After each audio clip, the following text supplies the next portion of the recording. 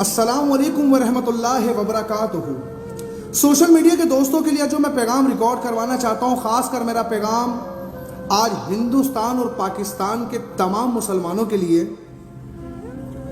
جب میں نے وہاں کے کچھ مسلمانوں کی اسٹیٹمنٹ سنے ادے پور میں ہونے والے اس درزیے کے جہنم واصل ہونے والے واقعے کو لے کر، میں بہت دیندار نہیں ہوں لیکن اتنا ضرور سمجھتا ہوں کہ گستاخ کا ساتھی بھی گستاخ ہوتا ہے، اس کی بھی اتنی سزا ہوتی ہے کہ وہ اس کی حمایت کرتا ہے، تو اس کا مطلب واضح ہے کہ وہ بھی گستاخ ہی ہے اور اس گستاخی کو وہ ٹھیک سمجھ رہا ہے، جبھی تو اس کی حمایت کر رہا ہے۔ کچھ چیزیں میرے سامنے آپ کے سامنے پیش کرتا ہوں جس کے بارے میں آپ بھی جانکاری رکھیں، اور انشاءاللہ کوشش کروں گا ڈسکرپشن میں اس کا لنک ڈال دو تاکہ آپ بہتر طریقے سے اسے دیکھ سکیں۔ خواجہ غریب نواز کہ سجادہ نشین جو ہے وہ فرماتے ہیں کہ ادے پور میں واقع جو پیش آیا اس کے لیے جتنے سخت سے سخت الفاظ میں مذمت کی جائے وہ کم ہے۔ اسد الدین اویسی رکن پارلیمان ہیں، وہ بتاتے ہیں کہ جی اپنی اسپیچ میں کہتے ہیں کہ آج ادے پور میں جو ہمارے ہندو بھائی کا کسی دو نوجوانوں نے اس کا قتل کیا، میں اس کی کھلی مذمت کرتا ہوں۔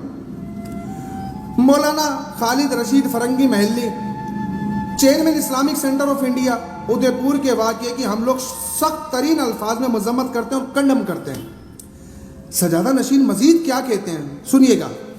ادے پور میں جو واقعہ پیش آیا میں اس کی مذمت کرتا ہوں کہ یہ اسلام اس کی اجازت نہیں دیتا، نہ ہمارا قرآن شریعت اس کی اجازت دیتا ہے، نہ ہمارے نبی کریم صلی اللہ علیہ وآلہ وسلم جن کے نام پر یہ اس قسم کی بربریت کی گئی ہے وہ اس قسم کی اجازت نہیں دیتے۔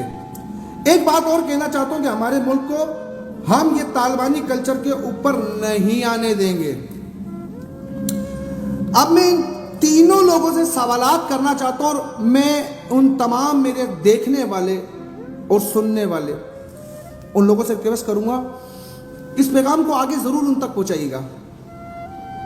اویس الدین صدیقی صاحب جو ہیں پارلیمان کے مار بڑے دیندار بنتے ہیں، آپ اسلامک ویو میں جا کر بہت لوگوں کو گائیڈ لائن دیتے ہیں کہ آپ بڑے اسلامک ہیں۔ میں آپ سے پوچھنا چاہتا ہوں کہ آقا علیہ السلام نے اپنے گستاخ کو معاف کر دیا تھا کیا؟ یہ تو آپ کہہ رہے ہو، میں خود نبی کریم صلی اللہ علیہ وآلہ وسلم کی بات کر رہا ہوں کہ آقا کریم نے اپنے گستاخ کو معاف کر دیا تھا۔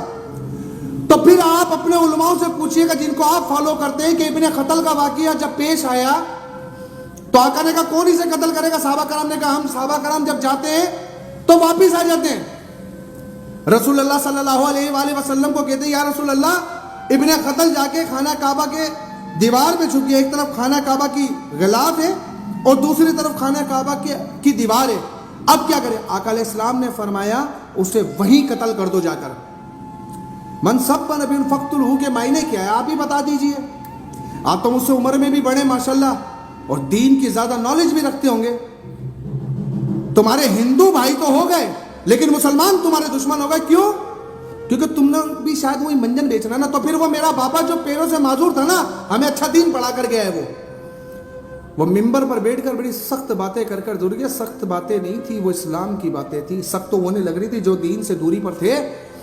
اور یہ سجادہ نشین صاحب ہمیں بابا بتا کر گیا کسی پیر کا کلمہ نہیں پڑھا ہم نے، تم نے ساری زندگی یہی کیا بیٹھ کے حلوہ لا دے، مانڈا لا دے، دھاگا لا دے، چندہ ڈال دے، حضور کی عزت پر کون بات کرے گا؟ تمہاری نظر میں تو سخت سخت مذمت ہے، کل وہ یہ کام نہ کرتے کتنے کتے کھڑے ہو جاتے ہیں بھونکنے کے لیے۔ ہمارا واضح موقف ہے، میرے نبی کی عزت ہے اور میرے نبی کی عزت کے بعد کسی کی کوئی عزت نہیں ہے، عزت ہوگی تو نبی کی ہوگی بس۔ جس کا جو منہ اٹھتا اپنا اسلام لے کر آتا ہے، ڈر لگتا تو بیٹھ دو نا گھر میں جا کے، کیوں اسمبلیوں میں آ کے بیٹھتے ہو؟ اگر نہیں ہے دم خم تمہارے اندر بولنے کا تو کیوں اسمبلیوں میں جا کے بیٹھے ہو؟ آ کے نیا دین سکھاتے ہو، تمہیں دین نہیں بولتا۔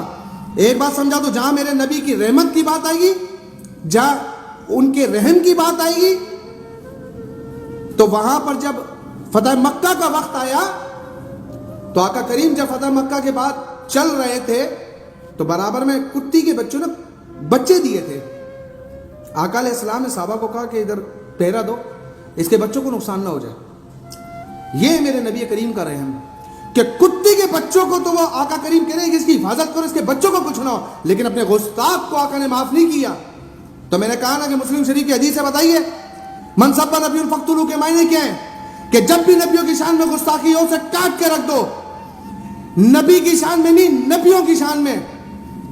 میں نے کہا نا اگر دم خم نہیں ہے نا تو اپنا منہ بند رکھو اور گھر میں جا کر بیٹھو, یہ بھاشن نہ دو کسی کو دین کا. اسلام امن کا درس دیتا ہے, نبی کی شان میں گستاخی ہو اسلام امن کا درس دیتا ہے. اسلام ایسی ترغیب نہیں دیتا کہ اللہ اپنے نبیوں کی گستاخیاں کرنے دے گا. میں یہ جتنا بولا نا, میں اس کا ویڈیو لنک میں ڈسکرپشن ڈالوں گا, تمام لوگ فیصلہ خود کریں. کہ FIR درج تھی, کورٹ سے بیل پر رہا ہوا ہے. اگلی ویڈیو میں وہ بھی میں خلاصہ کروں گا کہ تنازع کھڑا کیسے ہوا, اس کی وجہ کیا تھی. آپ لوگ ریپرزینٹ کرنے آ جاتے ہو بھائی کہ سلمان خان شاہ رخ خان جیسے مسلمان بن چکے ہو کیا ہیں. میں پھر سمجھا دوں آپ کو, قابل عزت وہی ہوگا جو میرے نبی کی عزت کا دفاع کرے گا. ورنہ ہمارے یہاں پر بھی بہت سارے مولوی ہیں, تو آپ کوئی آسمان سے نہیں آئے, تو بات وہ کرو جو سمجھ میں آئے. ان دو نوجوانوں نے جو کام کیا وہ اس وجہ سے کیا کہ وہ گستاخ کا حمایتی تھا. میں آپ سے پوچھتا ہوں اویس الدین صاحب, اگر میں آپ کو کوئی شخص بولے آپ کے والد محترم کے بارے میں, جو کہ میں استعمال نہیں کرنا چاہتا, سمجھانے کے گھر سے سمجھا رہا ہوں, آپ کی والدہ کے بارے میں کوئی الفاظ استعمال کرے, گھٹیا سے الفاظ, اور میں کھڑا ہو کے کہوں کہ میں اس کی حمایت کرتا ہوں, تو کیا کہیں گے آپ مجھے؟ کیا میں اس کے ساتھ جو اس نے الفاظ ادا کیے بس میں نے وہ ادا نہیں کیے, لیکن میرا موقف وہی ہے. میں پھر بتا دوں, ہمیں گالی دو, ہم برداشت کے قابل ہیں, ہم نہیں بولیں گے. ہمارے نبی کے معاملے میں نہ بولنا, اور بھلے ہمارا مسلمان ہو, ہم نے کوئی اس بندے کا جو ہے وہ ان کو تو بھائی کہہ رہا ہے, باقی اس کے دشمن ہے. مذمت کرتا ہوں. اور بھائی اگر اتنا اسمبلیوں میں اور ٹک ٹاک پہ کھیلنے کا شوق ہے نا تم لوگوں کو کہ تمہیں اقتدار میں رہنا ہے, تو گھر پہ جا کر بیٹھو, یا تو اسلام کا نام نہ لو. اگر دم نہیں ہے نا تو پھر اسلام کی بات نہ کرو, پھر جا کے اسمبلیوں میں جا کے لڑو اور ان کی غلامیاں کرو جا کر. اپنی رائے کمنٹ باکس میں ضرور دیجیے گا. اگلی ویڈیو پیغام میں انشاءاللہ میں آپ کو وہ بھی بتاؤں گا یہ تنازع کیوں کھڑا ہوا, اس کی وجہ کیا تھی. تب تک کے لیے اپنا بہت سارا خیال رکھیے گا. السلام علیکم ورحمۃ اللہ وبرکاتہ.